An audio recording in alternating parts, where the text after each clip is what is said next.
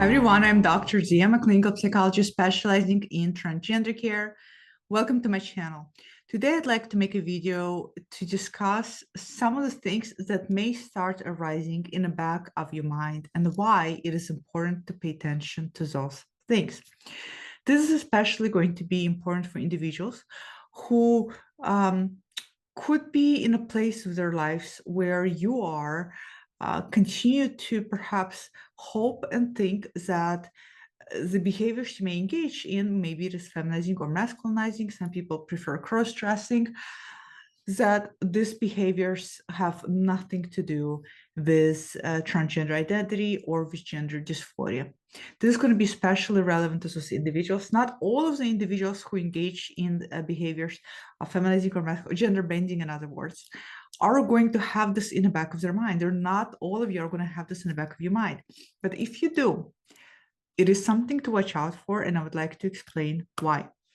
So, it is very, very common for adults, especially older adults. The older you are, the most common it is going to be for you to, especially when you start engaging in any kind of gender bending behavior for any kind of reason, whether it is for sexual pleasure or just because it gives you peace of mind or just because it's something that you really enjoy, whatever your reasons may be. It is very common to then hope that it stays the way it is. Because a lot of adults know that gender dysphoria and struggling with gender dysphoria is not fun. A lot of the adults also know that in order to alleviate gender dysphoria, some element, for a lot of people at least, of gender transition is involved. When those elements are involved, for example, when hormones or surgeries are involved for those who want those things, it is also challenging. It is also, I'm sorry, it is also can be difficult. So what I'm trying to say is you're all adults. You're all very smart, well-rounded adults. I have yet to see an adult that comes into my office and just, oh my God, I have dysphoria. I can't wait to go through medical and surgical transitions. Sign me up type of attitude. Everybody I have ever met is going through deep torment, incredible pain, frustration, lots of fears, lots of apprehension, and complete understanding of what potential any elements of transition may bring to their life, complete understanding of how it might change the trajectory of their life. And as a result of that comprehension, try very hard to maintain the status quo. And the status quo is continue to live in their gender assigned at birth. So it's very natural and normal for a mind to try to justify and come up with reasons for behavior. As I always say in all of my videos, not everybody is that engaged in feminizing, masculinizing, cross-dressing, otherwise behavior is a person that has a transgender identity. A lot of people spend all of their life enjoying this behavior because behavior is tied to another element and nothing more. For a lot of people, that element is sexual arousal and nothing more than that. For a lot of people, it's something else and nothing more than that. And it remains that way. However, there comes a moment for some individuals who engage in gender bending behavior where in the back of their mind, they start having thoughts such as, well, I enjoyed this sexually, but now I'm starting to think, what would it be like to live a life as a woman? What would it feel like to live a life as a man? What would it feel like if I woke up and I was already fully presenting as a woman, fully presenting as a man? What if I woke up and I went out there today in the world and people saw me that way? And I'm using binary terms very purposefully because oftentimes it is the desire toward the binary.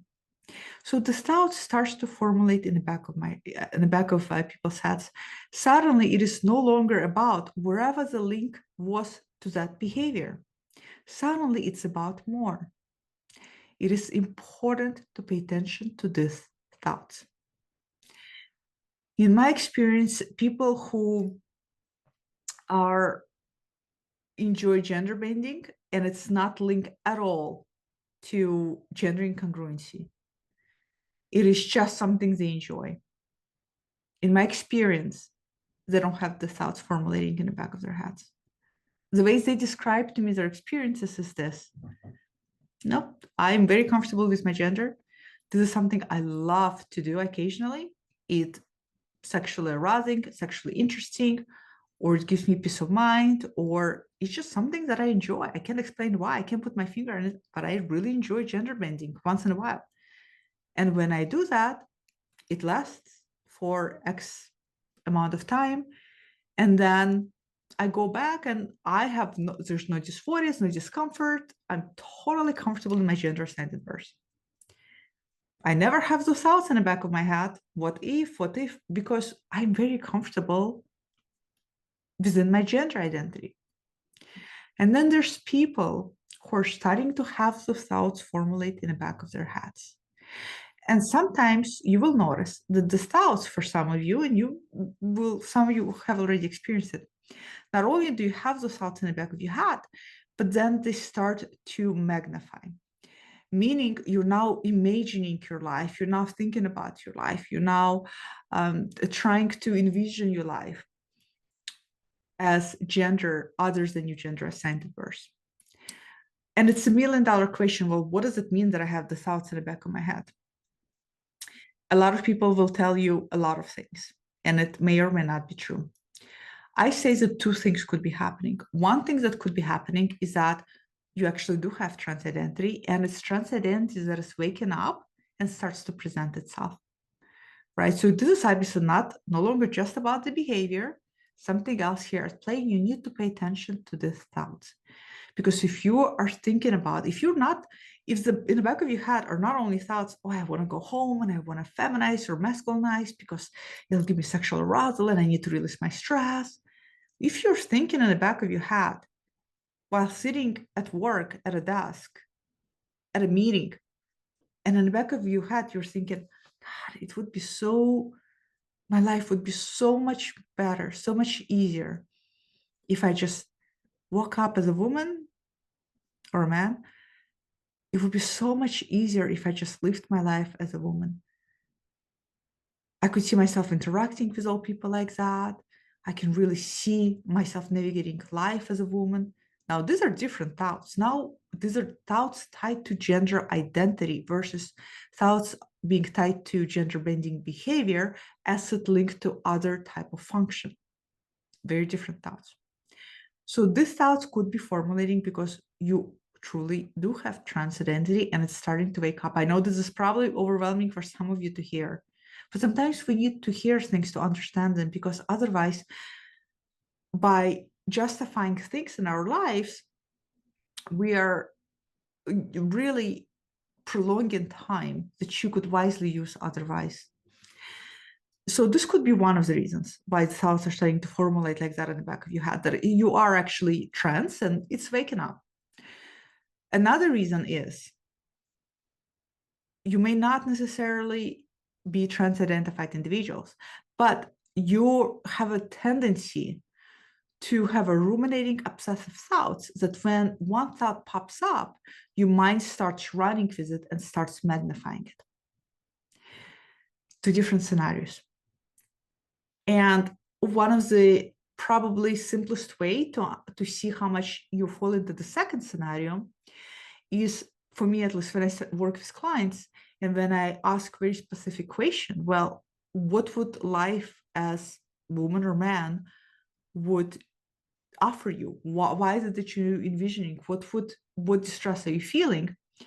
It's almost as if the thoughts got amplified because of the obsessiveness and tendency to ruminate, to the point where people think this is the way they want to be. But then when you start digging deeper, there's no, it's almost as if they're completely divorced from any discomfort or incongruency with gender assigned at birth. And then the person realizes that, oh, it's almost like they created this big fantasy and they became part of this fantasy. But deep down inside, that's not really exactly what they want. And we've all been there. Every single one of us has been in a position where we thought about something and then our mind magnified it and spun out this fantasy that this would be so wonderful. We all have been there with so many different things. Tattoos. There was a time when I really wanted tattoo. Oh my goodness. At that time I felt like that was it. Absolutely that thing for me. Now I'm like, I don't know what I was thinking. Really, not really exactly. I love tattoos, but not exactly my style, not exactly my cup of tea, but I love them on other people. But that just shows you how our mind, and you all have been there, how our minds can spin out the fantasy. But then you still have to assess what is fantasy telling you. For a lot of you watching this, a lot of you have consistent, persistent dysphoria throughout your lifetime. That's anchors you in reality. That shows to you that what you're dealing with is in fact dysphoria. For a lot of people in the first camp, if I were to start asking, start deeper to them, this is not just fantasy. This is like, no, I'm starting to realize I'm feeling dysphoria about my gender assigned person. I'm starting to realize the reason why I want to wake up and live my life as a particular gender is because this is innately who I am. It's at the core of me. It's my core identity that is starting to wake up. This scenario of spinning and ruminating and making it out of proportion, I'm going to be honest with you, is very rare. At least my experience, I have seen it very rarely. This scenario is more common. It is natural for people to want to avoid the scenario and to avoid the thought they're having. But if you're watching this, and if in the back of your mind, you're starting to, and if you're gender bending right now, you're feminizing or masculinizing, cross-dressing, whatever, everybody's finding terminologies that suits to their behavior, whichever one you engage in. And if you always felt that it was about only sex and orgasm and getting off, or if you always thought it was just something that gave you peace and made you feel good, but if now you're starting to think that you would like to walk this life in a particular gender, I want you to pay attention to the thoughts. They're telling you something. It's important to pay attention to what we feel. And if that's happening to you, I don't want you to feel scared or overwhelmed. Slow, always slow.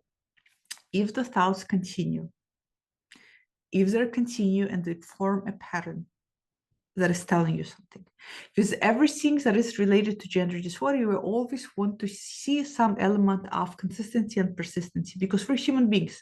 Emotions come up, feelings come up. I can feel one way today, I can feel another way tomorrow. And especially with dysphoria, because it fluctuates. You wake up one day and you feel a lot of dysphoria, another day you don't feel any dysphoria. So it's important to see what is the trajectory of the thoughts. Are the thoughts in the back of your head? Is the trajectory of the thoughts upwards? In other words, you constantly, progressively thinking about them and they're not going away. And on top of that, they're starting to bring up elements of distress, whether it is distress of you can't concentrate, you can't focus on your work, you're thinking about, suddenly you're noticing dysphoria around you. Pay attention to those things.